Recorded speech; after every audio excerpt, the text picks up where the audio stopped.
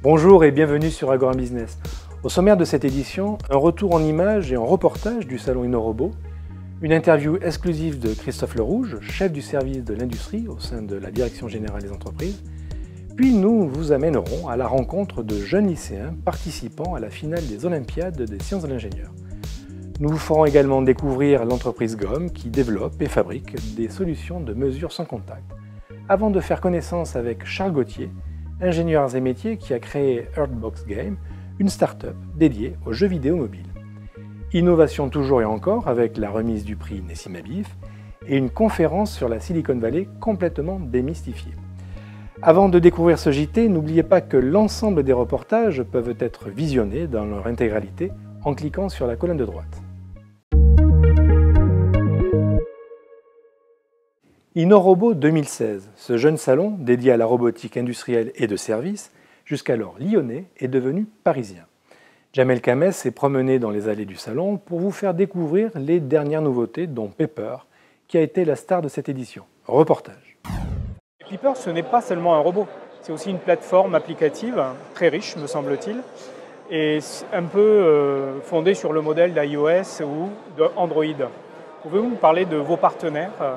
Tout à fait. Donc Pepper, vous faites bien dire que c'est une plateforme et ici sur InnoRobot, on annonce le lancement du Pepper Partner Programme et on présente pour la première fois ce qu'on pense être le plus bel écosystème de partenaires qui existe en termes de robotique de service et robotique sociale.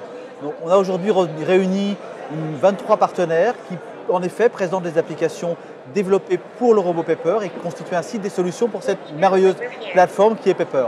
Et donc chaque partenaire a soit cibler des développements d'applications sur des verticaux particuliers, vers la santé, vers le retail, vers l'enseignement et l'éducation, ou bien des applicatifs plus généralistes qui sont des applicatifs de gestion de contenu. Mais on cherche à développer un écosystème sur les modèles que vous citez, proche de ce que fait Apple et Google, vous avez bien compris. Est-ce que vous pouvez nous citer quelques applications présentées aujourd'hui qui vous paraissent intéressantes ? On a des applications dans le domaine du retail qui sont intéressantes dans la recommandation de produits, où on utilise l'intérêt du robot, de la plateforme qui est les capteurs qu'a le robot et qui va en fonction de votre sexe, de votre âge, vous pousser une recommandation de produits particuliers. C'est une application extrêmement intéressante. On a des applications qui sont plus dans le domaine de la santé, où le robot est là pour être un assistant de l'accueil et un assistant au médecin à l'accueil des robots. On a des applications dans le domaine du voyage aussi, de l'accueil en agence de voyage. Et on a ensuite des CMS où là on a réellement des environnements qui vont permettre ensuite au client final de simplement paramétrer et pousser le contenu qu'il veut sur les robots et avoir des statistiques sur tout ce que les robots récupèrent comme information. Revue de presse. À tout seigneur, tout honneur. Commençons par le numéro 383 d'Arts et Métiers Magazine de juin-juillet. Vous allez découvrir que 49 élèves ont bénéficié d'un coup de pouce financier pour effectuer leur 3e année à l'étranger. Au total, ce sont 257 000 € qui ont été attribués par la Société des ingénieurs et métiers, la Fondation, à travers les bourses Magne, Fouque, Doucher, Fondation Suisse et Safran. Toujours dans ce numéro, les grandes UAI, c'est-à-dire les rencontres sportives Gazzaric, ont vu la victoire du campus d'Aix-en-Provence. Plus d'1 millier d'étudiants ont investi le centre sportif d'Amnéville, à côté de Metz. Notez que le maire de la commune a rendu hommage à l'organisation et au comportement exemplaire des élèves. Nous devons améliorer la compétitivité coût et hors coût de l'industrie, a expliqué devant nos caméras Christophe Lerouge, chef du service de l'industrie au sein de la Direction Générale des Entreprises. Écoutez ce grand commis de l'État sur la politique industrielle de la France. La France est un paradis pour ceux qui veulent innover, un paradis d'un point de vue fiscal, entre guillemets. C'est un des pays les plus propices administrativement et fiscalement pour innover. Malheureusement, il existe, je ne sais pas, plusieurs dizaines de dispositifs d'aide donc à l'innovation. Autant les grands groupes peuvent mettre des ressources humaines, plusieurs, pour s'occuper de ça et rapatrier donc les aides nécessaires à innover. Et autant les PME et encore plus les TPE n'ont pas ces moyens et donc parfois passent à côté d'aides potentielles. Est-ce qu'un jour vous allez faire un guichet unique pour l'aide à l'innovation ? Bon, alors d'abord, ma première réaction, c'est que je suis content de vous entendre dire que la France est un paradis fiscal. Je ne sais pas si tous les chefs d'entreprise... Quand on peut récupérer 66% avec le crédit, donc le crédit d'impôt recherche, ouais. Jusqu'à 66% de la masse salariale, c'est pas rien. Bon, et même alors... Vous avez raison de le dire. Je pense qu'on devra se poser la question un jour de simplification de ce paysage et de ce maquis. Et on aura surtout besoin d'établissements qui seront capables de conseiller et d'informer les chefs d'entreprise. Et donc, on a besoin de mobiliser nos contacts sur les territoires. Alors ça passe par les chambres de commerce et d'industrie, ça passe par les services de l'État. La DGE a des antennes régionales qui s'appellent les directs, qui sont mobilisés sur ce type d'action, de contact avec les chefs d'entreprise, pour les informer des dispositifs qui existent et pour les orienter vers les dispositifs qui sont les plus appropriés à leurs besoins. Donc, mais on a un effort de coordination qui doit être encore fait au niveau régional. Les lycéens jouent aux ingénieurs. Comme chaque année, les meilleures équipes de lycéens de France se sont affrontées lors des 7e Olympiades de sciences de l'ingénieur. L'objectif est d'apprécier et de récompenser des projets expérimentaux pluritechnologiques, bien entendu en sciences de l'ingénieur. Retour en images sur une manifestation qui rassemble au tout début du concours 1300 projets. Donc bonjour, je m'appelle Samuel, je suis en terminale S SSI à Craponne, à Salon de Provence. Avec Gianni et Alexandre, on a développé un poulailler qui est autonome et automatisé, qui peut, grâce à un panneau solaire, s'alimenter tout seul. Donc toute la journée, on peut avoir vraiment une alimentation qui est complètement autonome. Et le poulailler se compose en 4 modules principaux. On a une porte automatique, la distribution de nourriture automatique. On a un jardin aromatique dessus qui permet une vraie vision didactique pour les enfants. Et on a nos propres aromas, c'est quand même quelque chose de très plaisant. Et un panneau de contrôle qui va vraiment regrouper toutes les informations et améliorer l'interaction homme-machine. Le but de notre projet a été de concevoir un USV, ou drone au sens français, nettoyeur de surface d'eau. Donc ici, c'est sous la forme d'un catamaran. Le but est assez simple, c'est de concevoir à partir de coordonnées GPS, de déterminer 4 points et générer une trajectoire automatiquement pour pouvoir aller générer justement une trajectoire et que cet USV, ce système, puisse aller ramasser les déchets en surface d'eau. Notre projet, c'est un pare-choc pour tracteur. La réalisation a duré plus de 80 heures en mécano-soudure, ce qui est très compliqué et très dur à réaliser à cause des efforts et des problèmes de la soudure. Le pare-choc est en échelle 1,5, qui est proche de l'échelle réelle, et il va permettre de réduire, on espère, de moitié les chocs entre tracteurs et voitures. GOM est un industriel mondial qui développe et fabrique des solutions de mesure sans contact. Simon Young, ingénieur arts et métiers, directeur régional, nous en dit un petit peu plus sur cette société très innovante. GOM, c'est une société qui a démarré avec 2 personnes, 2 docteurs de l'université de Braunschweig en Allemagne, puis qui ont monté leur start-up. Et aujourd'hui, c'est une grosse entreprise de 800 personnes dans le monde qui travaillent pour les systèmes GOM, une 50aine d'agences réparties dans les pays, et environ 10 000 systèmes de dernière génération qui tournent dans l'industrie du monde entier. Alors donc, vous êtes le responsable de l'agence de Metz. Exactement, donc on a ouvert une toute nouvelle agence sur la région de Metz en novembre. Et donc notre responsabilité, c'est de servir les industriels dans l'Est de la France, ainsi que les grands comptes PSA et Forestia. Et donc les métiers auxquels on touche sont l'emboutissage, la forge, la fonderie, l'injection de plastique et l'usinage de précision. Vous nous avez apporté sur le plateau donc, un produit GOM. Qu'est-ce que c'est et comment ça fonctionne? Ce fameux produit s'appelle Atos, donc il existe dans différentes configurations de taille et de résolution pour répondre à différentes applications industrielles.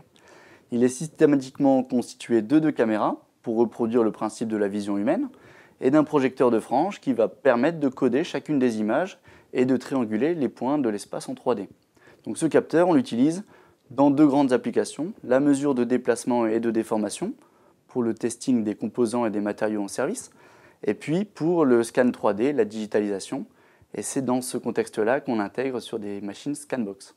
Donc là, en plus, cet appareil, on peut l'équiper sur un bras robotisé qui va faire le tour de l'objet. Exactement. Dans l'industrie, il y a deux grands axes d'utilisation, soit manuellement à l'outillage ou dans les laboratoires en expertise, soit en production de manière complètement robotisée. Charles Gauthier, ingénieur arts et métiers, parie sur les jeux vidéo mobiles. Il a d'ailleurs, juste après sa formation, créé il y a quelques mois sa start-up Earthbox Games. Charles nous parle, entre autres, d'une industrie dédiée et toute naissante en France. Alors, qu'est-ce que c'est au juste que créer aujourd'hui des jeux sur téléphone mobile ? Alors aujourd'hui, créer des jeux sur téléphone mobile, c'est développer des produits informatiques qui seront vendus ou marketés sur des stores en ligne. Les stores en ligne, c'est l'App Store, le Play Store de Google, voire il y a le Windows Store aussi de Windows. C'est ces marchés-là. Nous, nos clients sont ces boîtes-là qui, eux, mettent à disposition nos produits aux utilisateurs. Alors, vous avez d'ores et déjà lancé et créé un premier jeu ? Comment ça se passe ? Alors, on en a créé même plusieurs. On doit être à 5-6 prototypes qui ne sont pas sortis en ligne encore parce qu'ils sont en phase de test. On a 250 testeurs. Vous pouvez d'ailleurs vous inscrire. Qui nous font leur retour, leurs impressions pour qu'on puisse affiner et sortir un produit de meilleure qualité. Et on en a un qu'on sort la semaine prochaine, donc avant fin mai, sur Android et sur Apple, qui est un jeu très simple qu'on a réalisé depuis un mois avec la nouvelle équipe. Alors vous avez choisi et opté pour le modèle gratuit, donc c'est la publicité qui finalement subventionne, vous paie vos jeux. Mais pour autant, vous êtes sur une future levée de fonds ? Exactement. Parce que bon, la pub, c'est un domaine difficile pour gagner sa vie, il faut beaucoup de volume, mais c'est aussi la possibilité pour nous d'aller très vite sur le marché, donc d'avoir des données, d'être très réactif sur les orientations et les choix à prendre. Mais aujourd'hui, moi j'ai un choix à faire, c'est comment faire, enfin j'ai des objectifs à atteindre, c'est comment faire rendre mon entreprise rentable, et ça passe aujourd'hui par une levée de fonds, parce qu'on est une grosse équipe, on a un budget marketing qui est assez fort pour être visible justement sur ces marchés très concurrentiels, et je suis aujourd'hui dans une recherche d'un montant de 100 000 € ou plus, pour d'ici le début de l'été. Alain Charmeau, Gazar et président d'Airbus Safran Launcher, vient de recevoir des mains de Jacques Paccard le prestigieux prix Nessim Habif, qui depuis les années 60 récompense des ingénieurs talentueux ayant contribué sensiblement au progrès de l'industrie et à des ingénieurs qui, par leur esprit inventif, ont contribué à accroître de façon significative le prestige de l'école des arts et métiers. Écoutez Alain Charmeau, une grande leçon d'humilité. Certains décrient les valeurs de la communauté des arts et métiers, probablement par ignorance, c'est de notre faute, peut-être aussi par jalousie. Mais moi je considère que ces valeurs sont absolument essentielles pour l'industrie française. Elles ne sont pas une fin en soi, bien évidemment, elles ne doivent pas être une fin en soi, mais elles font partie de notre formation. Elle contribue à notre réussite, elle contribue à la réussite de l'industrie française. Quand je parle de valeurs comme la solidarité, l'entraide, le travail en équipe, mais aussi la modestie, la reconnaissance des autres, l'ouverture vers les autres, la cohérence sociale, le fameux ascenseur social auquel l'École des arts et métiers contribue énormément avec le soutien de l'ensemble de la communauté. En fait, de quoi j'ai besoin pour réussir à Ariane 6 ? Je ne vais pas vous représenter Ariane 6, il fallait venir à la conférence il y a quelques temps, et je reviendrai avec plaisir si vous m'invitez, bien évidemment, mais de quoi ai-je besoin ? J'ai bien sûr besoin de personnes, j'ai besoin d'ingénieurs brillants, j'ai besoin de grandes compétences, j'ai besoin d'excellence, bien évidemment, j'ai besoin de compétences techniques, de compétences industrielles. Mais il me faut surtout des équipes. Et dans ces équipes, il me faut de la solidarité. Il me faut de la solidarité entre le bureau d'études, la production, les achats, la qualité et les différentes composantes de l'entreprise. Il me faut de l'entraide, parce qu'un projet complexe comme Ariane 6, il ira au rythme de l'équipe qui sera la plus lente. Et s'il n'y a pas une entraide, quand une équipe a une certaine difficulté pour contribuer à ce projet Ariane 6 et que les autres équipes ne viennent pas l'aider, ne viennent pas la secourir, mettre les mains dans le charbon pour aider l'équipe qui peut rencontrer un problème technique ou un problème de quelque nature que ce soit, eh bien le projet ira à la vitesse du plus lent et nous ne serons pas au rendez-vous du marché qui nous attend avec ce formidable produit Ariane 6.